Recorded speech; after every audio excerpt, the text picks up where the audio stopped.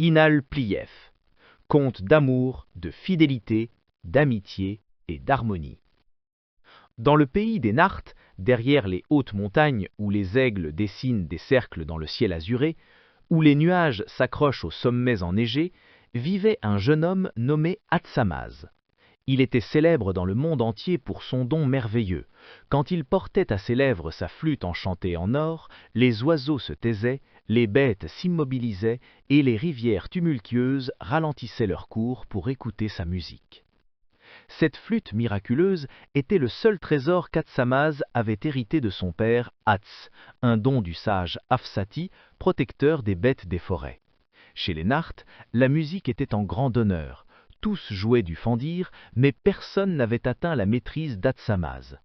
Le jeu d'Atsamaz réveillait et ensorcelait la mère nature elle-même. Quand il jouait de la flûte, les animaux se rassemblaient autour de lui pour mieux entendre, même les montagnes semblaient prêtes à danser et le soleil et la lune brillaient bien plus fort. Ayant aperçu Agunda, la fille du seigneur de la montagne noire Saina Galdar, Atsamaz en tomba amoureux et joua avec une force nouvelle. Agunda n'avait d'égal ni en beauté ni en grâce, taille fine et élancée, longs sourcils, dents blanches comme l'ivoire. De nombreux jeunes Nartes rivalisaient d'adresse et de force au pied de la montagne noire pour attirer son attention, mais elle ne daignait accorder son regard à aucun de ces nombreux soupirants. La jeune fille promit être favorable à Atsamaz si le jeune homme parvenait à conquérir son cœur par son jeu de flûte. Atsamaz maîtrisait l'art de noter les signes musicaux et composait lui-même de nouvelles mélodies pour sa flûte. Le papier lui était apporté par les courageux marchands Nartes du royaume du Milieu. Pendant des jours et des nuits, Atsamaz écrivit pour Agunda une mélodie d'une beauté, d'une force et d'une tendresse inégalées. Qui pourrait compter combien de nuits il resta sans sommeil, absorbé par cette occupation difficile mais si douce? La pensée de la faveur d'Agunda lui donnait des forces. Et voici, l'immense travail était achevé. Le jeune homme se décida à jouer pour sa bien-aimée, la belle Agunda, cette nouvelle mélodie, si belle qu'elle ferait fondre son cœur fier. Atsamaz ignorait que depuis longtemps déjà, il plaisait à la jeune fille, et que seules les coutumes ancestrales l'empêchaient de l'avouer immédiatement. Au jour convenu, attendant son aimé, Agunda plaça son fauteuil près du balcon de manière à ne pas manquer l'apparition d'Atsamaz, prit sa harpe entre ses mains et effleura ses cordes. La harpe d'Agunda était faite sur le modèle de la harpe du Narte Sirdon, mais ses cordes étaient de crin de cheval et son corps taillé dans le tronc d'un chêne millénaire. Sous les doigts fins de la jeune beauté Narte s'éleva une mélodie claire et argentée, et Agunda chanta.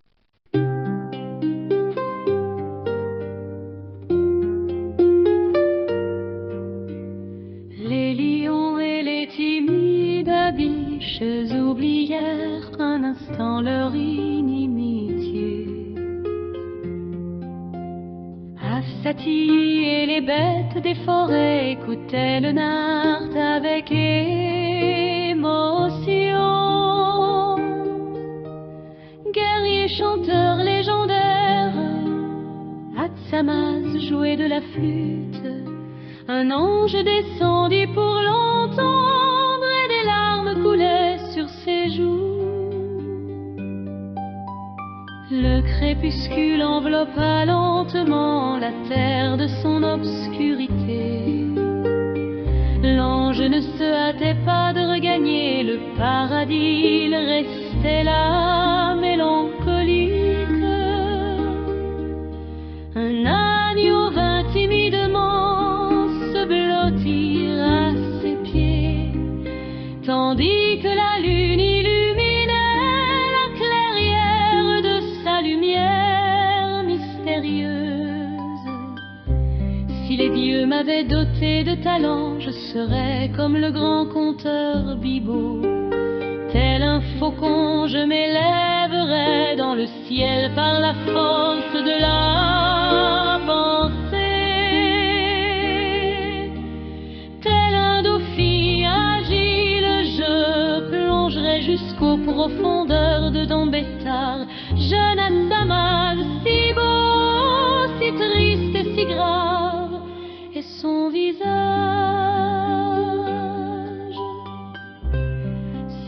yeux d'azur insondable, ses lèvres rouges comme le rubis, vit en harmonie avec les bêtes des forêts. Elles sont siennes depuis l'enfance, elles l'ont sauvée de la faim et du malheureux.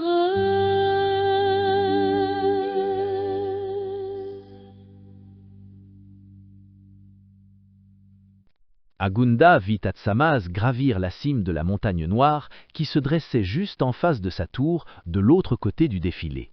Elle posa sa harpe et sortit sur le balcon. À la vue de sa bien-aimée, le cœur d'Atsamaz palpita comme un oiseau pris au piège. Mourant d'émotion, il porta la flûte à ses lèvres. Mais à peine les premiers sons de la mélodie éclatante s'élevèrent qu'un vent maléfique Karzouad s'empara des partitions et les emporta de loin. Des larmes brûlantes jaillirent des yeux du jeune homme et tombèrent sur l'herbe verte de la montagne noire.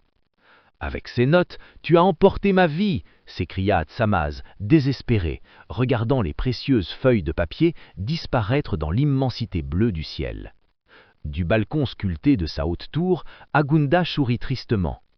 « Si tu retrouves les notes et joues pour moi cette même mélodie, je t'offrirai un mouchoir brodé de fils d'or. Mais souviens-toi, la vraie musique vient du cœur. » Pendant 33 jours, Atsamaz parcourut villes et villages, routes et forêts du pays des Nartes, mais nulle part il ne retrouva les partitions perdues. Alors le héros poursuivit sa route et atteignit le royaume de Tridevattié dans l'état de Tridetsattié. Quand il ne resta plus une miette dans sa besace de voyage, le jeune homme arriva au bord de la rivière Smorodina et vit qu'un jeune homme joyeux, d'apparence simple et solide, vêtu modestement, était assis sur un gros rocher au bord de l'eau et les pieds nus trempés dans la rivière, et à côté de lui, sur la rive, reposaient des gousselis magiques. « Salut à toi, brave jeune homme, dit Atsamaz. « Je les ai vues, oui, rit le garçon, mais elles ne volaient pas, elles flottaient, enveloppées dans une feuille de nénuphar, elles dérivaient vers le souverain des mers. »« Il faut que je les retrouve, dit Atsamaz. »« Allons-y ensemble, proposa le garçon. Tu es musicien, je suis musicien, partons ensemble. »« Comment t'appelles-tu ? » ?»« Mon père m'a nommé Ivanouchka, les gens m'appellent le sot, répondit-il.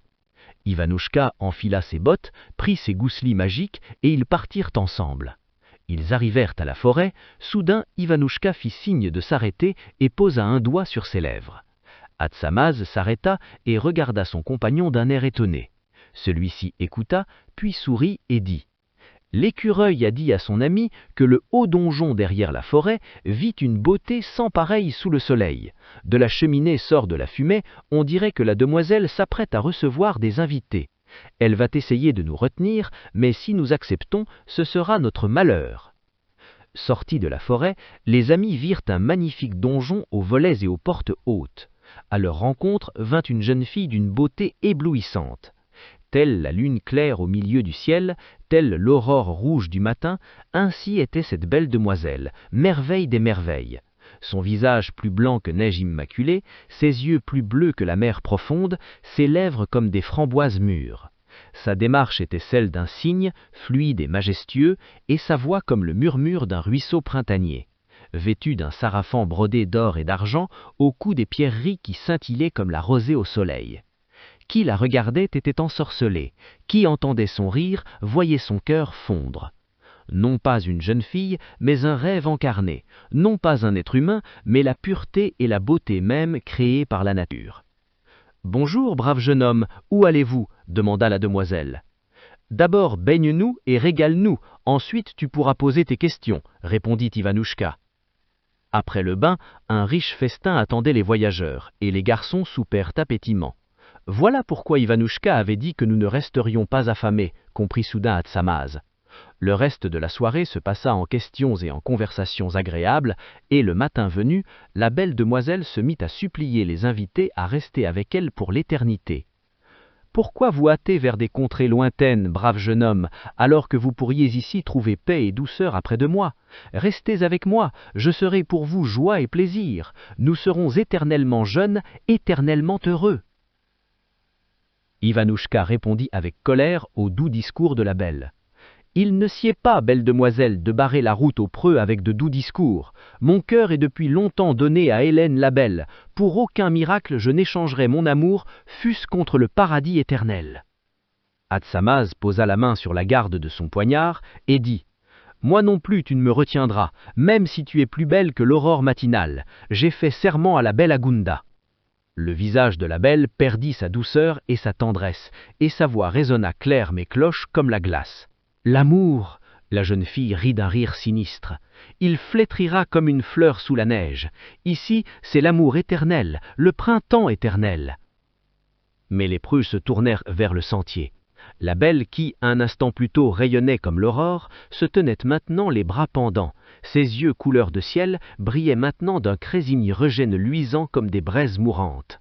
Je vous ai attendu des centaines d'années j'ai chanté près du ruisseau pour que quelqu'un m'entende. Et vous, vous partez, ça ne se peut pas, je ne vous laisserai pas, cria-t-elle derrière eux en colère. Soudain, le vent hurla, les arbres s'agitèrent, grissant comme s'ils étaient vivants. Des nuages noirs s'amontagnèrent et les ombres se refermèrent autour des voyageurs. La voix assourdissante de la belle retentit, couvrant le hurlement du vent et le grissement des arbres. Je vous changerai en hêtre, vous resterez à mon seuil, du que le temps s'écoulera comme du sable, ou je vous changerai en loup, vous courrez derrière mon char, mais je ne l'atteindrai jamais. Mais aucun des héros ne trembla, ils se serrèrent l'un à l'autre pour que le vent furieux ne les emporte pas. Tu répondras de ça, méchante. À ces mots, la belle sembla se brûler et s'assit épuisée sur le seuil. Tout se tut et les jeunes gens entendirent sa voix triste. Soit, je vois que vous ne serez pas brisés. Il n'y a pas de force plus grande que votre bêtise, c'est-à-dire votre amour et votre amitié. On ne force pas l'amour. Allez en paix. Elle fit un geste de la main, et le sentier devant les jeunes gens se dégagea, ouvrant la voie. Alors la clairière s'illumina soudain d'une pâle lueur. La belle, qui, un instant plus tôt, était en colère, se figea. Son corps devint translucide comme la brume matinale. La jeune fille cria effrayée. « Que m'arrive-t-il ? Je me souviens. » La belle demoiselle tomba à genoux et sa voix trembla. « Ils m'ont abandonnée ici, mon fiancé et mon frère. Ils m'ont maudite pour mon orgueil. Ils ont dit « Tu seras la perdition des âmes infidèles et seule la fidélité d'autrui te libérera. » Les voyageurs se retournèrent et virent. Le donjon d'un éclat merveilleux avait disparu. Le somptueux habit royal de la demoiselle s'était transformé en simple chemise de lin paysanne, et au lieu d'un diadème, un modeste bouquet de fleurs des champs ornait ses cheveux. Mais son visage restait aussi beau et ses yeux redevenaient bleus. Ivanouchka s'approcha prudemment et demanda « Donc, tu n'es pas une méchante ?» Atsamaze se précipita vers la jeune fille, l'aidant à se relever, et acheva à la place de son amie. Mais une victime? La belle fondit en larmes. 300 ans j'ai perdu les voyageurs, et aucun n'a résisté à ma beauté. Et vous, vous êtes les premiers à avoir choisi la fidélité à vous aimer. Mais votre amour et votre fidélité ont brisé mes chaînes, et maintenant je suis libre. On m'a accordé le bonheur de commencer une nouvelle vie sans l'ombre de l'orgueil froid. Un léger vent emporta les derniers restes du sortilège. Désormais, elle n'était plus qu'une jeune fille pâle et fatiguée, mais libre. Ivanouchka dit joyeusement à Atsamaze « Voilà que nous avons aidé quelqu'un en cherchant tes partitions perdues. » Atsamaze hocha la tête à son ami, ramassa le ruban multicolore tombé à terre et le tendit à la jeune fille. « Prends-le en souvenir. » Qu'il te rappelle notre rencontre et la terrible leçon de 300 ans. Retourne chez toi et sois heureuse. Comment t'appelles-tu ? Pour la première fois depuis de longues années, un sourire sincère illumina le visage de la belle. Je m'appelle Matryona. Ma maison est dans les temps passés. Je rentre chez moi, à chacun son temps. Et sur ces mots, elle disparut complètement dans une légère brume, tandis que le ruban multicolore tomba à terre, rapa comme une petite couleuvre agile dans une fissure imperceptible du sol, et la fissure se referma comme si de rien n'était. Ainsi, Atsamaze fut définitivement convaincu qu'Ivanouchka n'était pas du tout un sot. Il comprenait le langage des bêtes et des oiseaux et voyait ce que les autres ignoraient. Et les gens, les gens détestent ceux qui sont meilleurs, plus intelligents qu'eux, et racontent toutes sortes de choses. Atsamas aussi trouvait parfois la vie difficile au pays des Nartes. Le chemin fut long, mais les conversations firent passer le temps vite. Les garçons étaient très fatigués. Le soir tombait et ils n'avaient pas encore atteint la frontière. Les garçons choisirent une petite clairière et décidèrent de faire halte. Ils soupèrent sans hâte des fruits sauvages cueillis en chemin, assaisonnant la frugalité du repas de conversation, et commencèrent à s'installer pour la nuit. Soudain, tout près retentit un grand fruisserant. Atsamas saisit son arc et eut même le temps d'y encocher une flèche. Des buissons surgit un grand loup gris. « Arrête, Atsamas, ne tire pas !» s'exclama Ivanouchka. « C'est mon ami. Ah, toi, petit gris !»« C'est toi qui es petit gris !» grogna amicalement le loup. De la peau de loup sortit un jeune homme en cafetan verdoisant strict et en manteau de velours vert. Atsamas écarquilla les yeux. « Pourquoi es-tu parti en voyage sans prévenir personne, mon ami, sans nourriture, sans boisson ?» dit d'un ton de reproche l'ancien loup en sortant de son sein un petit sac brodé de beaux motifs. Ivanouchka sourit en voyant l'étonnement de son compagnon. « Fais-les connaître. Ivan Tsarevitch, mon ami, fils de notre tsar Berendei. Une méchante sorcière l'a transformé en loup, mais au coucher du soleil, il peut reprendre son apparence véritable. Et voici Atsamas du pays des Nartes. Il cherche les partitions de sa nouvelle mélodie, volée par le vent maléfique Karzouad. Pardonne-moi, Tsarevitch, je ne t'ai pas reconnu sous forme de loup. Ça arrive, sourit Ivan et sortit du sac une nappe magique. Atsamas et Ivan Tsarevitch se serrèrent la main pour faire connaissance, allumèrent un feu et tous les trois s'assirent à souper. Atsamas questionna les amis sur la vie au royaume de Trideviateuillet et lui-même raconta le pays des Nartes. Ainsi, en parlant, ils ne virent pas passer le temps et s'endormirent près du feu. Le soleil était haut quand Ivanouchka et Atsamas se réveillèrent. Ivan Tsarevitch n'était plus là. Au premier rayon du soleil, il s'était à nouveau transformé en loup et était reparti pour ne pas gêner ses amis. Après avoir pris le petit déjeuner avec les restes du souper, les deux amis reprirent leur chemin. Les miettes, ils les laissèrent aux oiseaux de la forêt, et Ivanouchka rangea dans son sein le dernier croûton de pain. Longtemps ou peu, ils arrivèrent au royaume du milieu. Très fatigués et affamés, les deux amis décidèrent de souper avec le dernier croûton de pain d'Ivanouchka. Mais soudain, ils virent à venir à leur rencontre un vieil mendiant en rayon sale et ordure. « Ayez pitié de moi, bons jeunes gens, je n'ai rien mangé depuis 2 jours, ne laissez pas ce vieil grand-père mourir de faim » gémit-il plaintivement. Ivanouchka, sans hésiter, sortit de son sein le dernier croûton de pain et le tendit au mendiant. « Ha ha ha ha hi hi hi, vous êtes resté sans nourriture » gloussa soudain le vieillard et en un clin d'œil se transforma en petit renard rustique aux yeux malins comme des cerises. Mais Ivanouchka ne se fâcha pas, il rit comme à une bonne blague, et Atsamas porta la flûte à ses lèvres et joua sa chère mélodie, la chanson de la rosée matinale. Cette mélodie était si tendre, si douce, si bonne et caressante que le petit renard se figea, incapable de comprendre ce qui lui arrivait.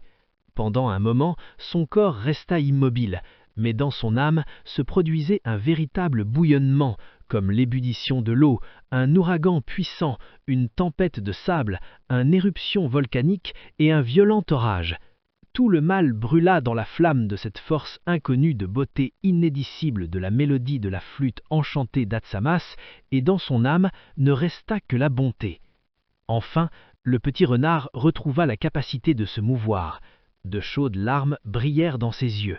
C'étaient des larmes de joie et de bonheur. « Je m'appelle Oulidzine, je suis un garçon renard, » dit-il. « Et vous ? Voici mon ami Atsamas, du pays des Nartes, » répondit Ivanouchka. « Et moi, je suis Ivanouchka le sot. »« Pas du tout sot, » s'exclama Atsamas. « Je ne vois pas ici aucun sot, » dit le garçon renard en fermant les yeux et en regardant Ivanouchka depuis différents niveaux de l'univers. Mais les gens, tenta de protester Ivanouchka. « Oh, ces petites gens !» ne put retenir le petit renard. « Si vous saviez comme jamais me moquer de ces imbéciles. J'étais un esprit renard méchant et bon à la fois, mais maintenant je suis seulement bon. » te prie, Atsamas, ne joue plus cette mélodie, sinon tout le monde deviendra bon et la vie deviendra ennuyeuse. Hélas, il y a trop de méchants, et une seule mélodie ne pourra toucher ni rendre bon même une petite partie des vivants. Donc je ne pourrai pas exaucer ta demande, sage petit renard, mais je te prie d'exaucer la mienne. Reprends ton apparence véritable pour que tout soit honnête entre nous. Hulitsin hésita une seconde et se transforma en un brave jeune homme aux cheveux roux, aux yeux bridés, aux belles oreilles de renard et à la queue touffue rousse terminée par un pinceau blanc. Il était vêtu de vêtements simples mais élégants d'ermite guerrier, et à sa ceinture pendait une épée chinoise Jian droite. Voyant que ses interlocuteurs étaient fatigués et affamés, le jeune homme aux cheveux roux fit un geste de la main, et devant eux apparut une petite table avec tout le nécessaire pour le thé. Dans l'air flottait l'arôme des fleurs de prunier et du bambou frais. Hulitsin disposa sur la natte les objets avec une précision cérémonielle. Il alluma les braises dans le petit fourneau Langwo, dont le nom signifie « souffle du dragon », et dit « Asseyez-vous, amis, le thé n'aime pas la hâte. Comme le disait mon maître, l'eau doit craindre ton respect. » Pendant que l'eau chauffait, le renard posa sur la table 3 bols, un en jade pour Atsamas, symbole de pureté. Devant Ivanouchka, il posa un bol doré, recouvert extérieurement d'une couche de céramique grossière, allusion à sa sagesse que le jeune homme cachait modestement sous la simplicité. Et pour lui-même, Hulitsin prépara un bol bleu foncé de Longchuan avec un motif de glaçure vivant qui rappelait des yeux de renard.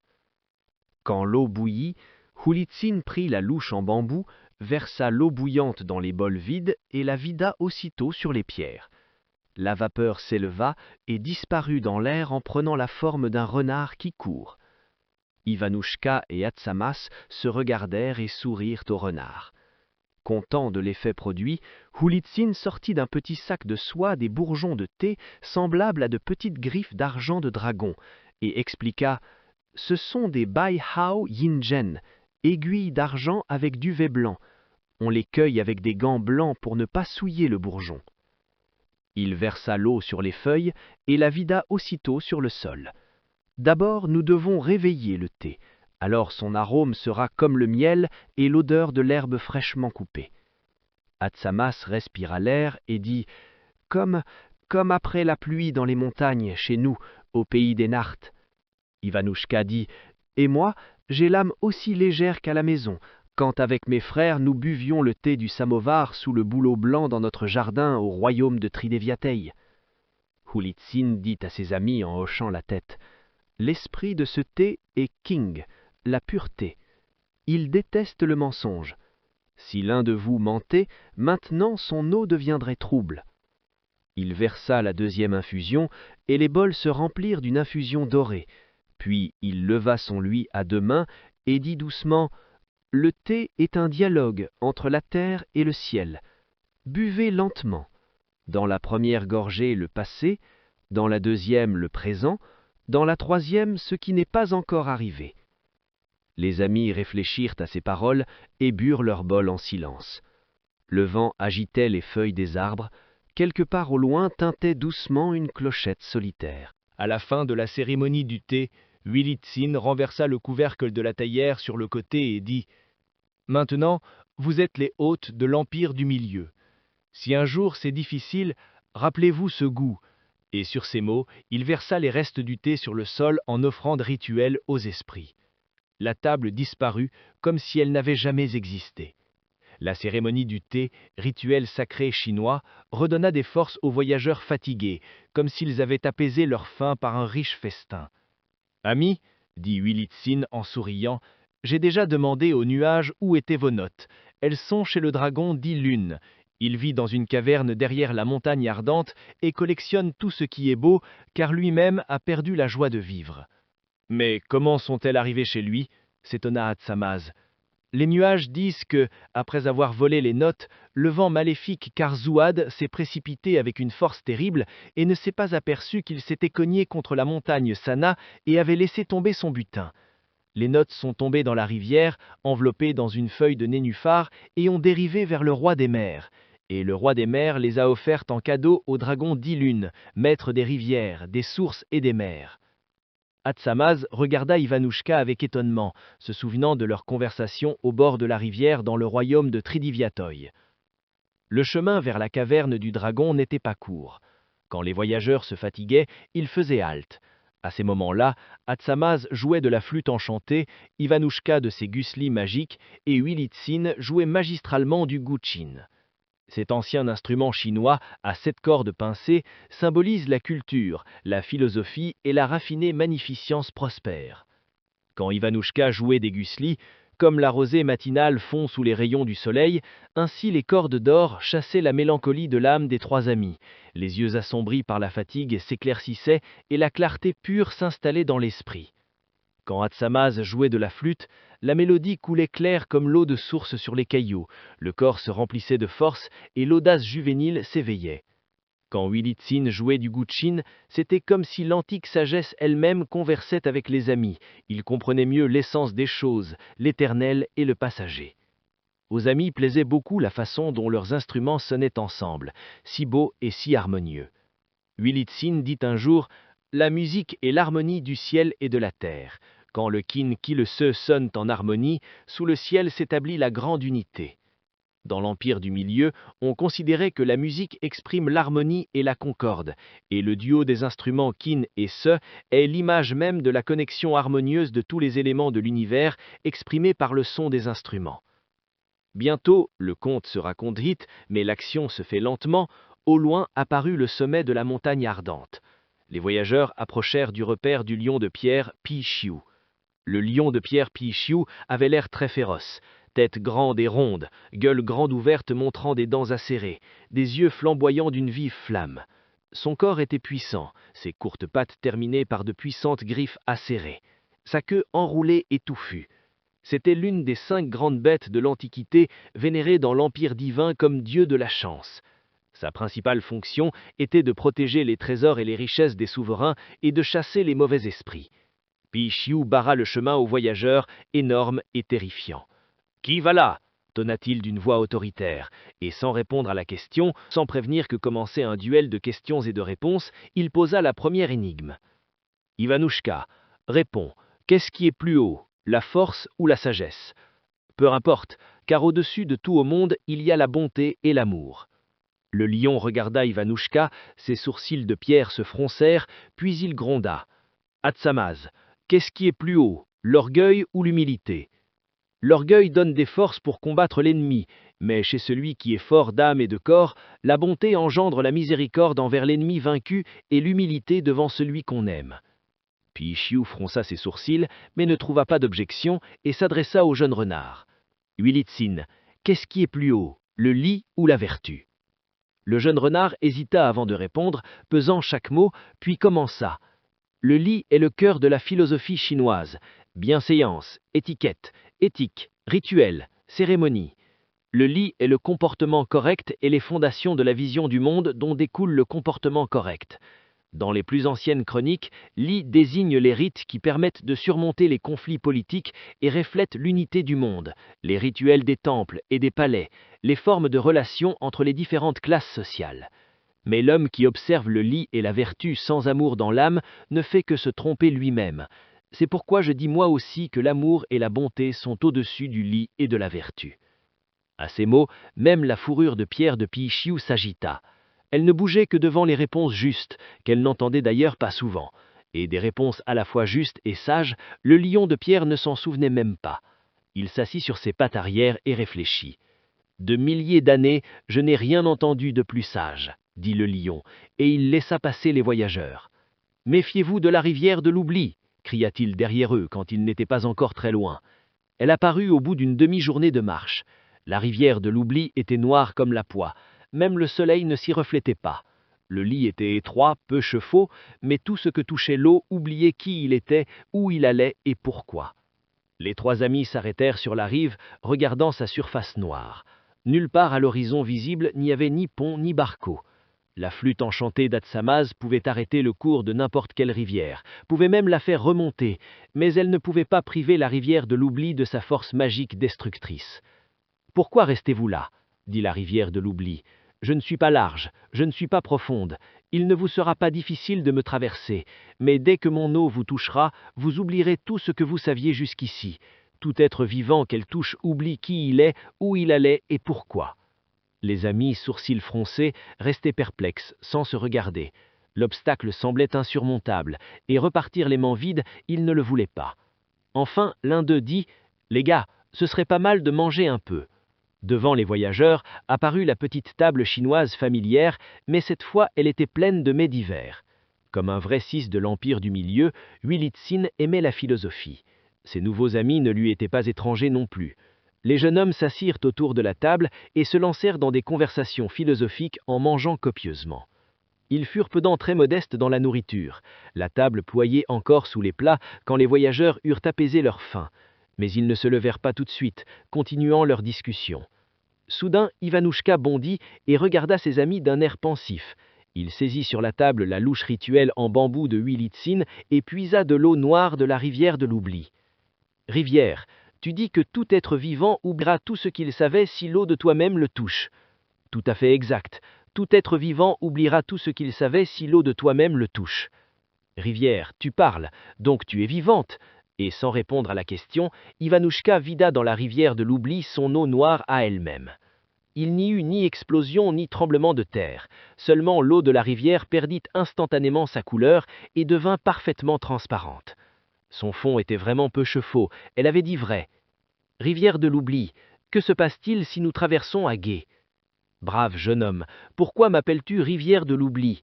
Je suis une rivière ordinaire, claire et froide, je coule des glaciers des montagnes vers le grand océan, et en me traversant à gué, vous ne ferez que vous mouiller les pieds. » Atsamaz et Huilitsin se précipitèrent pour féliciter et embrasser Ivanouchka, qui ne faisait que sourire timidement. Le jeune renard rangea rapidement la table, et les amis, sans perdre de temps, traversèrent à gué l'ex-rivière de l'oubli. Elle avait oublié qu'elle devait enlever la mémoire et les connaissances à tout être vivant, effaçant sa personnalité, et elle était redevenue une rivière ordinaire et paisible. Et les amis marchaient et marchaient. Voici la montagne ardente. Les jeunes s'attendaient à voir le dragon à l'entrée de la caverne, mais il n'y avait personne. Alors ils décidèrent d'entrer dans l'intérieur. Au fond de la caverne, sur un tas de trésors, reposaient 10 lunes, énormes, puissants, mais tristes.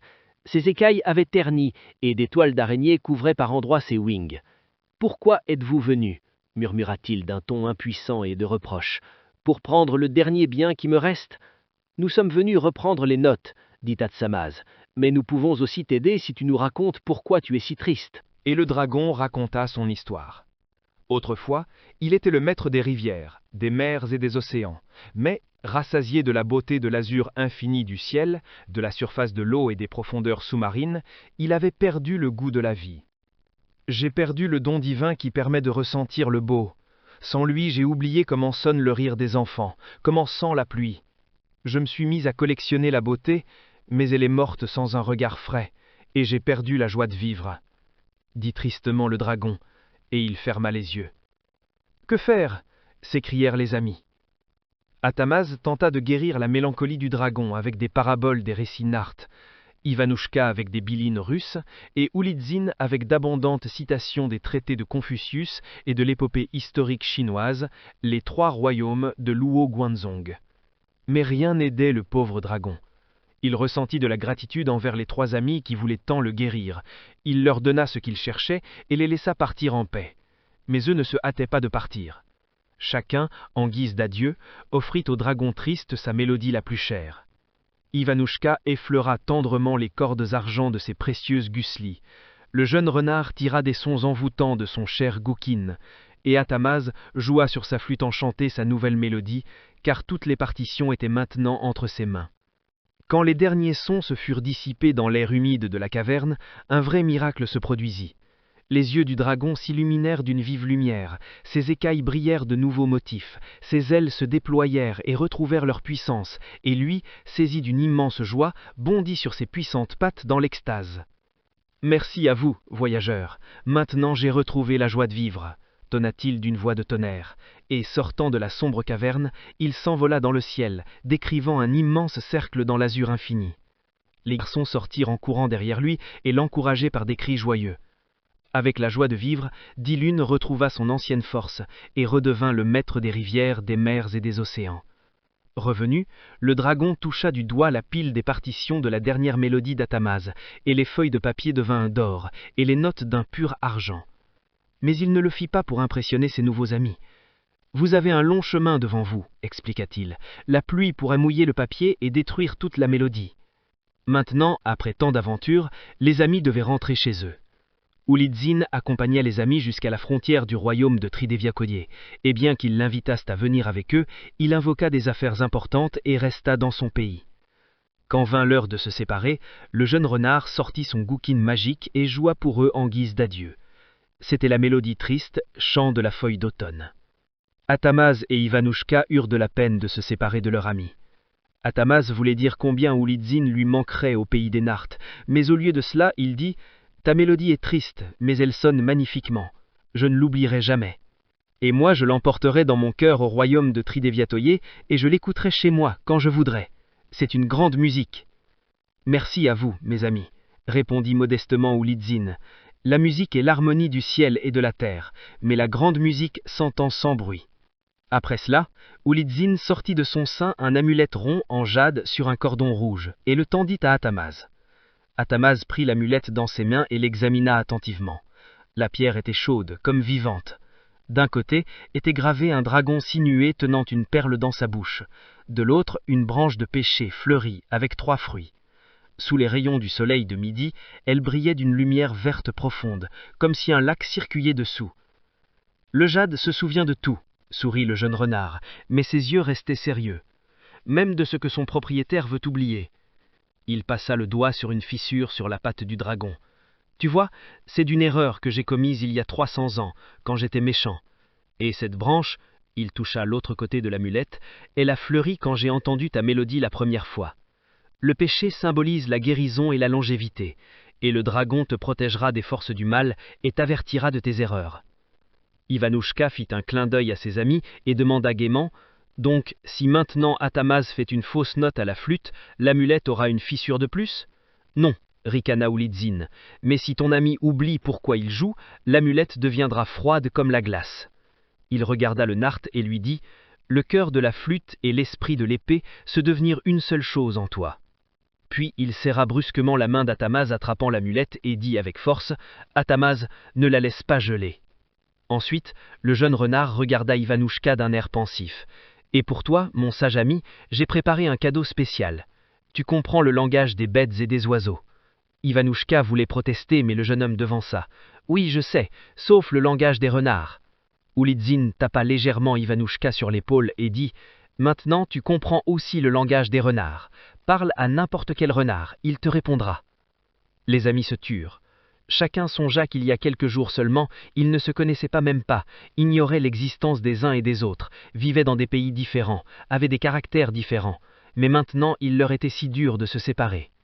Exprimant le sentiment commun, et comme pour l'expliquer, Oulidzine dit « Les hommes nobles cherchent l'harmonie et non l'uniformité. » Au loin retentit le cri des grues.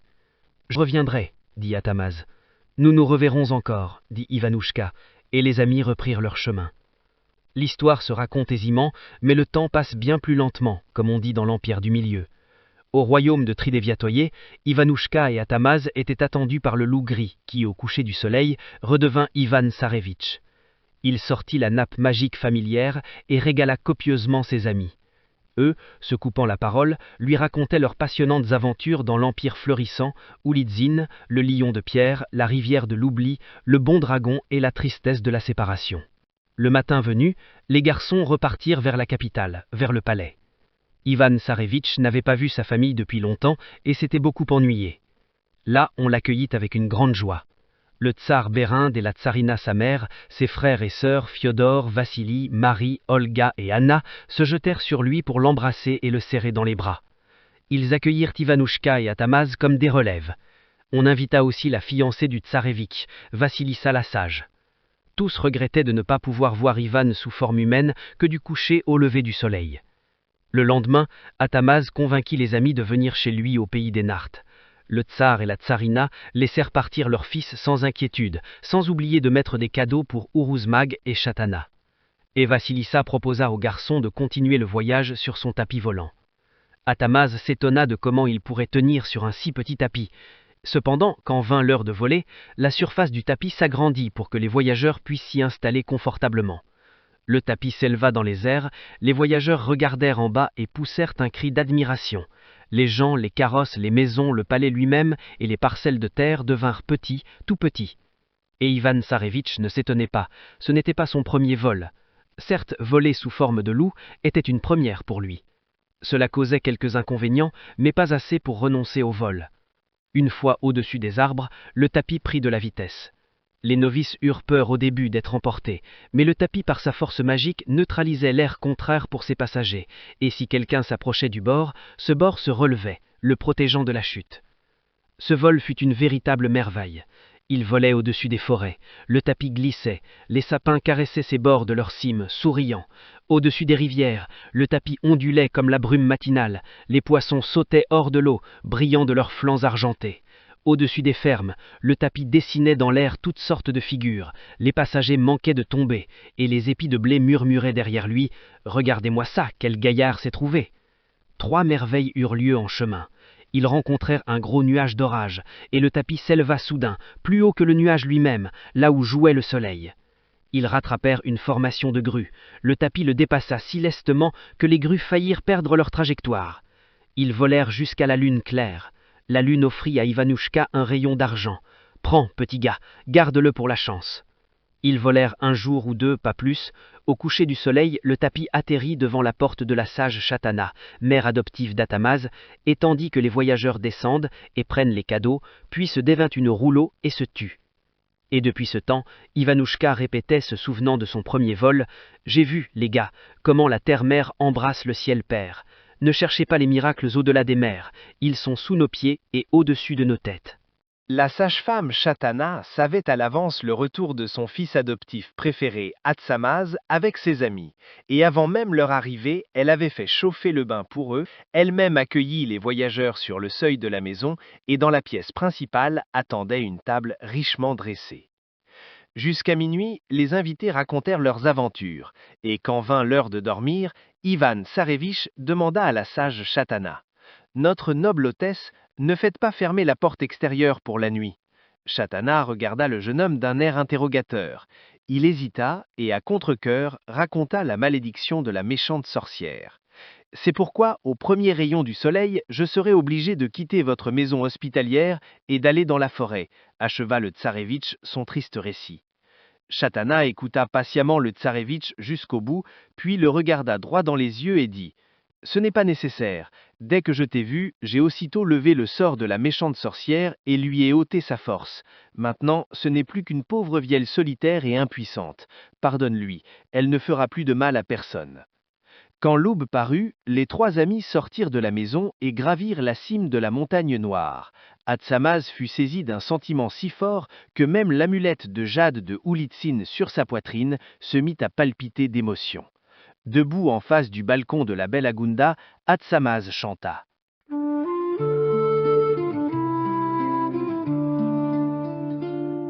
Le vent vagabond court devant moi tel un cerf léger.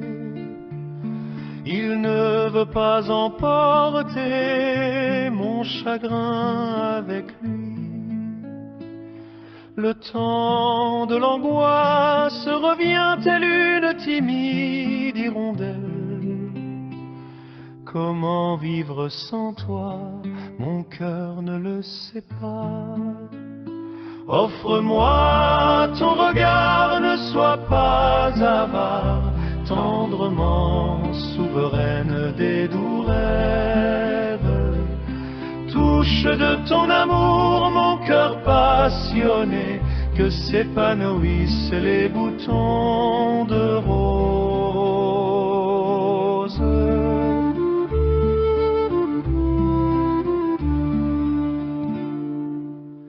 Une étoile d'or traverse le ciel sombre, Les soupirs du cœur amoureux sont indifférents à l'étoile. Ton regard lumineux, cher, voilà ce dont le poète a besoin. Un monde sans amour est pour lui triste et sombre. Offre-moi ton regard solaire, tendre, vois comme il s'éveille dans ma poitrine et sombre par le vœu d'un printemps vivant infini, le rayon de ton amour secret.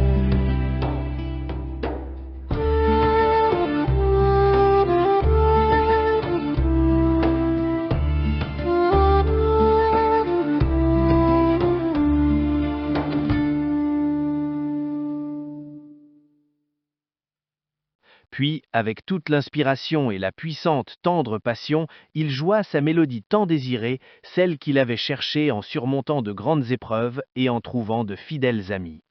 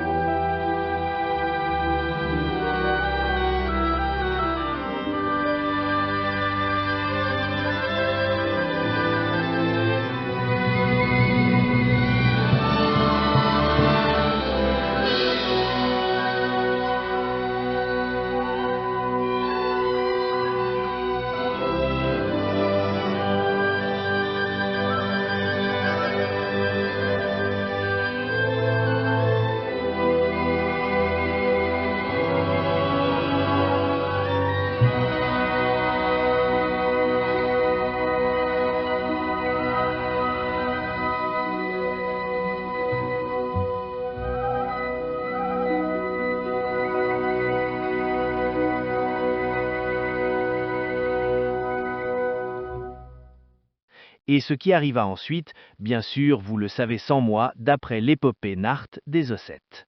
2025. La musique utilisée est du célèbre compositeur ossète Félix Alboroff. Je tiens à remercier le réseau neuronal français Mistral pour son aide concernant l'expression grammaticale et stylistique.